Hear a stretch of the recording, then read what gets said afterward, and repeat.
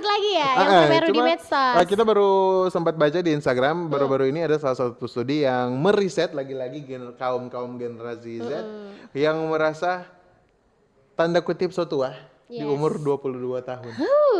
Oh, Dodo 2022 Kayak kalau menurut Gana sendiri ini orang mau klasifikasikan ini tua dan muda, bagaimana so?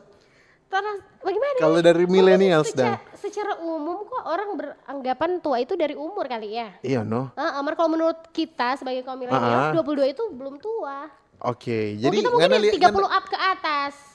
Nah, kalau di sini justru bilang di ini riset ini di studi ini dibilang kata millennials justru masih merasa masih muda di usia 30-an awal justru. Mungkin ada hal-hal yang dorang pertimbangan sampai dong pikir dan dorang di umur 22 ini ternyata so tua. Nah, kalau menurut kita sih enggak, kita saja yang 30-an ini terasa kita belum tua sih. Masih tergolong muda. Oke. dah. Nah, justru ini mungkin masuk yang kita apa Kok suka-suka sama orang masuk, wah. tapi teori. Apa? Ini cuma kita opini sih sebenarnya. Apa? Mungkin kata orang-orang di luar sana dorang ngerasa dorang tua karena ini standar tua muda ini dan seolah-olah kaweng. Karena paham gitu. gak sih? Sih yang mungkin secara usia nih yang bisa dibilang tergolong ngana itu tua. Kalau menurut kita sih tua muda itu bukan tergantung usia.